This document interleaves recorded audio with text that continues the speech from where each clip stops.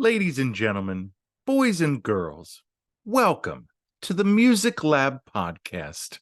My name is Dogg, and I am here at Grant Park in Chicago, Illinois, with Lollapalooza upon us. Lollapalooza 2023.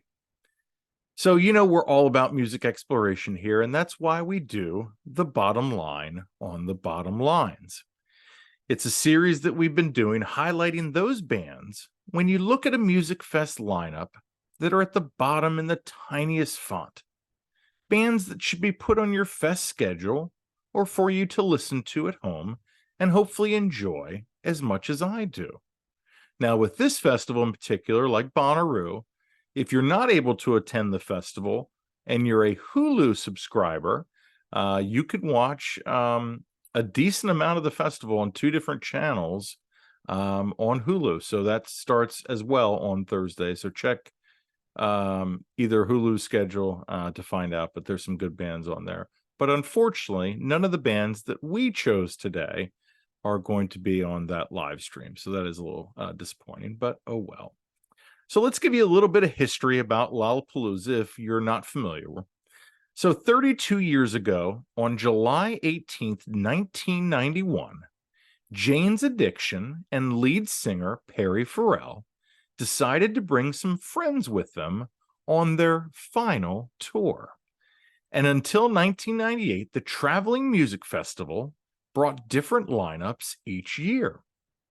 Financial issues kept the festival dormant until 2005, when it was decided that Grant Park, like I said before, in downtown Chicago, would be the new permanent home, and it expanded to its current 4-day lineup in 2016.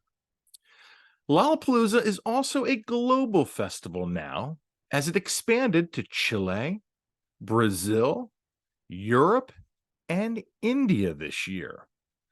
Looking back through the decades, I find that these two lineups, in my opinion, were the best in regards to headliners, and would love to hear your opinions in the comments as well. So I chose a lineup from the 90s, and then I chose a lineup from the 2000s. So my lineup from the 90s was their 1996 edition of Lollapalooza, and that featured Metallica, Soundgarden, the Ramones, Rancid, Rage Against the Machine, Violent Femmes, and the Wu-Tang Clan. Not too shabby. In 2007, I actually got to attend this version of Lollapalooza at Grant Park.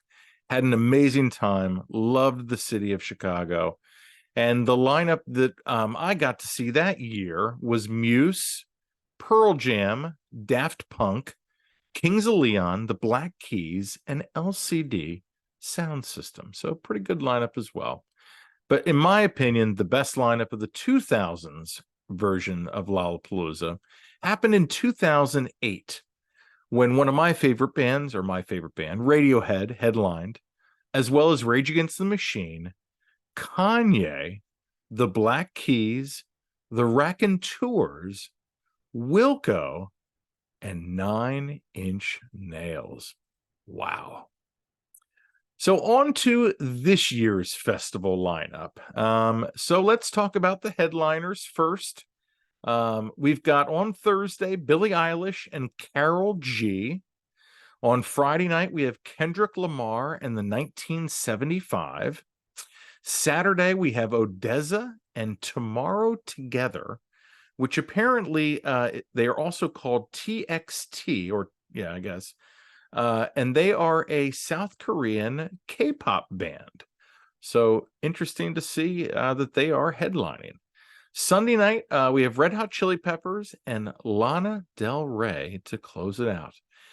In between and on the lower level, we have Noah Kahan, Carly Rae Jepsen is playing, 30 Seconds to Mars. Let's go down. Maggie Rogers is playing, Pusha T, The Revivalists. That's exciting. Louis the Child, Mount Joy, The Backseat Lovers, Afrojack. Yeah, so a solid lineup, a little heavy on the pop, not a lot of rock, but we've seen that as well as with Coachella and some other festivals this year. So that's the lineup for this year with regarding the headliners. Let's dive into the bottom line. So our first band is and of course, we always start off with the ladies. So this is a singer-songwriter named Laviette, and I hope I'm pronouncing that right. The songs that I'm featuring, and you can check out this playlist that I created. It's just called Lollapalooza 2023. I'll have that on my socials and links on this episode as well. The songs that I'm featuring from her: Some Kind of Drug, Dull Shine, and January. The album that I'm featuring is The Nighttime Is All in the Timing, which is from this year, February of 2023, and it was an EP actually. So Toronto, by way of Nova Scotia, this 28-year-old's mom was a singer, and her first CD was Britney Spears. But she loved Fall Out Boy, Green Day, and Sum 41. As we witnessed at South by this year, female-fronted rock bands are aplenty, and they are a good, as Laviette proves again. 90s guitar rock is her signature sound, with a voice to match the impressive musical soundscapes and anthems she belts out. It's weird, like she sounds sometimes like Melissa Etheridge. I feel like sometimes like Kelly Clarkson, sometimes like Taylor Swift, but she has an edge to her as well. Like Nine Inch Nails kind of edge. So it's a interesting and well done combination. So definitely check her out, Laviette. The next artist that I'm featuring, or singer-songwriter, his name is Pony Bradshaw. And the songs that I'm featuring from him are Charlatan, Sawtoothed Jericho, and Holler Rose. His album came out in January of this year. It's called North Georgia Rounder. And he's a singer-songwriter who didn't start writing songs until his 30s, as he spent his previous years in the military, as a financial analyst, and a sports writer at his local newspaper. Living in northern Georgia the past 15 years has inspired his last two albums of Appalachia mixed with country and folk, and he loves to read for inspiration. Think like Jason Isbell, that kind of a vein of singer-songwriters when you think of Pony Bradshaw.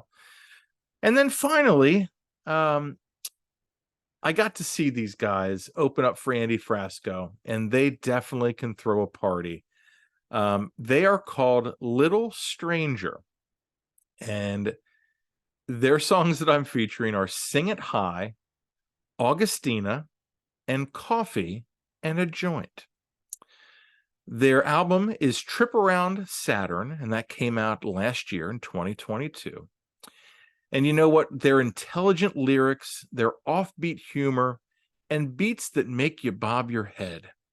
They're born and raised in Philadelphia and now living in Charleston, South Carolina. Kevin and John Shields, no relation, started in 2015 and have been building an audience ever since. I feel like if Sublime and AJR had a child, or had children in this case, since they're a duo, you would have Little Stranger. Definitely check them out as well, as in the other two bands that I featured, or artists. So that's it, ladies and gentlemen. That is another edition of The Bottom Line on The Bottom Lines, Lollapalooza 2023. It starts tomorrow. Like I said, it's a 4-day festival. If you can't make it, watch it on Hulu. Make sure you like, subscribe, do all that with our YouTube channel. Make sure you do that as well with our social media channels. The support is so appreciated and loved. And yeah, until next time, thank you so much for watching and listening. I'm Dogg. You've been great. This is the Music Lab Podcast.